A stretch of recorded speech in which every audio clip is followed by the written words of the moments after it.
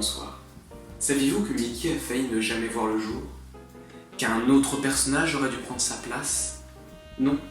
Eh bien, installez-vous confortablement, car aujourd'hui, dans ce premier épisode consacré à la fabuleuse histoire de Disney, je vais vous conter les aventures d'Oswald, un lapin qui aurait dû prendre la place de la souris la plus célèbre de tous les temps.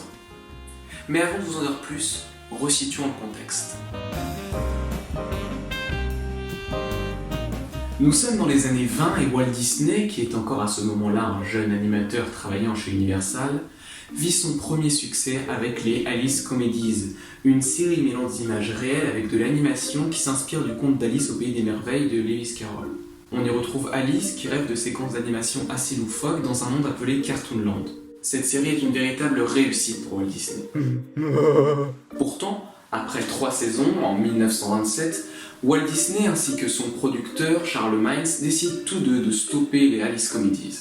Selon eux, ce mélange d'animation et de réel a fait son temps, il est nécessaire maintenant de se renouveler.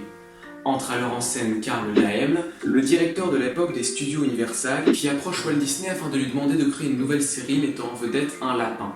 Walt Disney, aidé de Hugh Iwerks, se met au travail et propose les premières ébauches d'un nouveau personnage.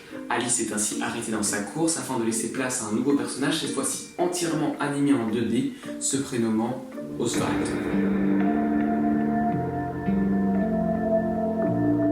A vrai dire, les studios misent beaucoup sur le personnage, permettant le retour avec une série entièrement en 2D. Des pages entières sont notamment achetées dans les journaux afin de vanter son arrivée au cinéma. À la mi-mars 1927, le nom et le désigne du personnage sont fixés. Walt Disney et ses artistes se lancent alors dans la production du premier cartoon de la série, intitulé Poor Papa. Le film est terminé au début du mois suivant et est soumis à l'avis de Charles Mines et d'Universal. Mais là, c'est un échec pour Walt Disney qui se retrouve face à un refus catégorique.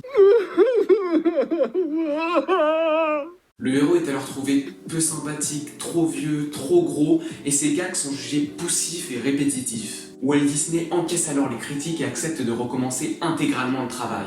Le personnage d'Oswald est alors entièrement repensé.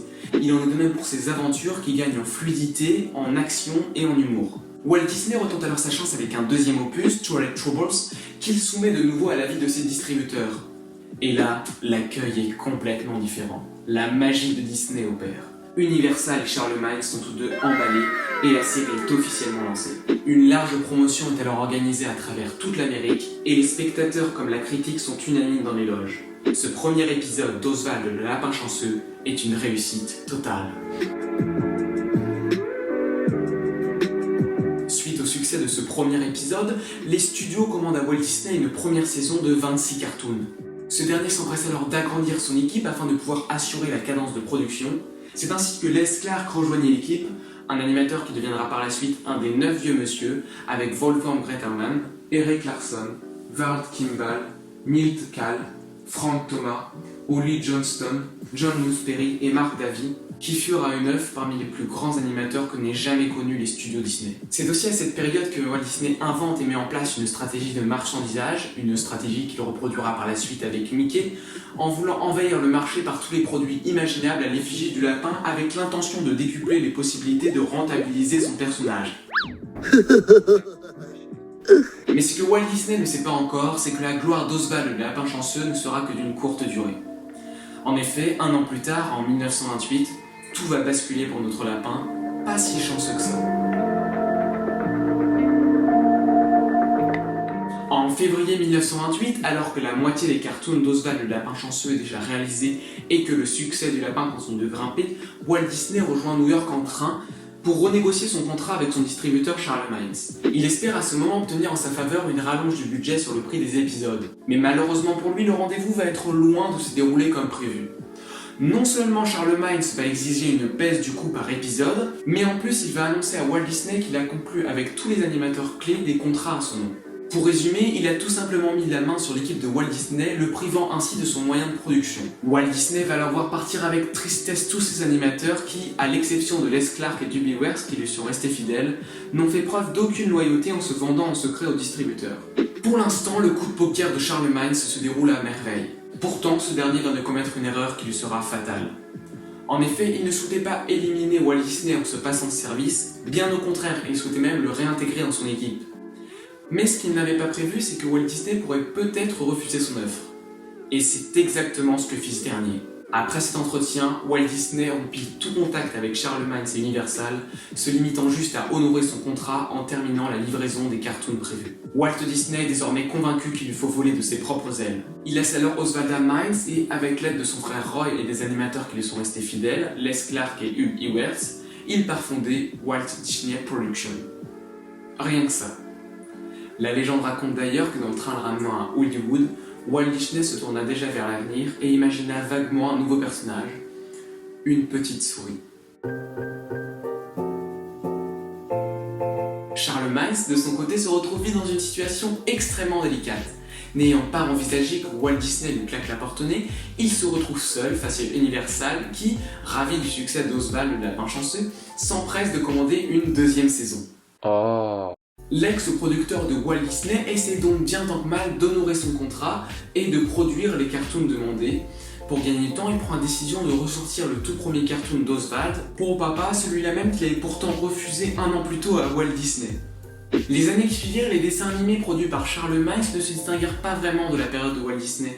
Les courts-métrages se ressemblent tous plus ou moins, même si au fil des épisodes, une baisse de budget se fait ressentir. Charles Mines continue les cartoons d'Oswald jusqu'en 1929 où Karl Laen, le patron d'Universal, décida de couper les ponts avec lui et de désormais produire lui-même les cartoons sans passer par un autre studio. Karl Laen est en effet persuadé qu'il peut produire ses cartoons pour bien moins cher s'il les fait directement dans ses studios.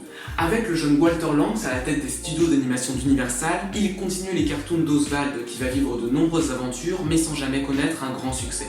Pour attirer de nouveau le public, Walter Lantz va leur modifier l'apparence et le caractère d'Oswald, le rapprochant plus maintenant de Bugs Bunny que de Mickey. S'il garde dans un premier temps l'apparence que lui avait donnée Walt Disney, petit à petit, Walter Lantz va faire évoluer le personnage. Oswald va se voir ajouter des gants à ses mains, ainsi que des chaussures et un t-shirt, ses oreilles vont rétrécir et ses yeux vont s'agrandir. En 1925, Oswald va subir un nouveau changement radical, il va être dessiné de manière plus réaliste avec une fourrure totalement blanche et il va perdre tous ses habits pour se voir vêtir d'une salopette. Tous ces changements vont avoir des conséquences sur la personnalité d'Oswald. Le lapin perd peu à peu sa vivacité, si bien que les spectateurs vont finir par se demander s'il s'agit toujours du même personnage. L'intérêt qu'il dégage continue de baisser et Walter Lantz va comprendre que les cartoons d'Oswald ont fait leur temps et qu'il est grand temps de passer à autre chose. Universal va alors s'essayer à la BD pour Oswald, tout d'abord sous forme de petits comic strips, mais cette publication est un échec et ne durera qu'à peine un an. Dans la décennie qui va suivre, Oswald va continuer à faire quelques apparitions dans certains magazines avant de tomber dans l'oubli et de ne plus apparaître sur papier, ayant déjà disparu de l'écran. À partir de 1962, le lapin Oswald disparaît totalement des radars et tombe complètement en oubli. Mais en février 2006, Bob Iger, le PDG de The Walt Disney Company et Universal passent un contrat qui va faire ressortir sur le devant de la scène notre lapin chanceux. Universal voudra en effet récupérer le présentateur sportif Al Michael qui était alors sous contrat avec la chaîne de Disney. Disney va accepter ce transfert à quelques conditions seulement. La firme aux grandes oreilles voudra la retransmission de certains sports dont les Jeux Olympiques et du golf, mais surtout la firme voudra le retour d'Oswald dans son studio d'origine. Bob Iger rêve donc à récupérer les copyrights du personnage ainsi que les droits sur les 26 cartoons réalisés par les studios Disney. Cela permet à Oswald de refaire surface, notamment avec la commercialisation en 2007 d'un coffret DVD Walt Disney Treasures compilant 13 de ses cartoons. Le retour de ce personnage va aussi permettre à Disney de sortir en 2010 un jeu vidéo, Epic Mickey mettant en avant les personnages d'Oswald et de Mickey, et cela permet aussi à la firme de faire apparaître ce personnage de temps en temps dans les parcs à thème du monde entier. En prenant du recul, on peut constater que le personnage d'Oswald permit à Mickey, et à plus large échelle au studio Disney, d'en arriver là où ils sont maintenant. Sans lui, est-ce que Walt Disney aurait pris la décision de quitter Universal pour fonder sa propre société? Est-ce que Mickey aurait pu séduire le public à l'époque si Walt Disney l'avait inventé dès 1927 à la place d'Oswald? Est-ce que même Walt Disney aurait eu l'idée de créer Mickey sachant qu'il avait déjà Oswald sous la main? Oswald est la transition parfaite entre Julius, le chat des Alice Comedies, et Mickey Mouse, la souris. Il a su s'imposer dans le cœur des spectateurs grâce à son optimisme permanent et son énergie. Son adoption quasi instantanée par le public permet plus tard à Mickey Mouse de reproduire ce phénomène d'attachement. Finalement, Oswald n'est peut-être pas un lapin très chanceux, mais au moins il permet à Disney d'en arriver là où ils en sont maintenant, et pour ça, on peut le remercier. Alors merci Oswald, bonne soirée à tous, et que la magie de Disney soit avec vous. Bye.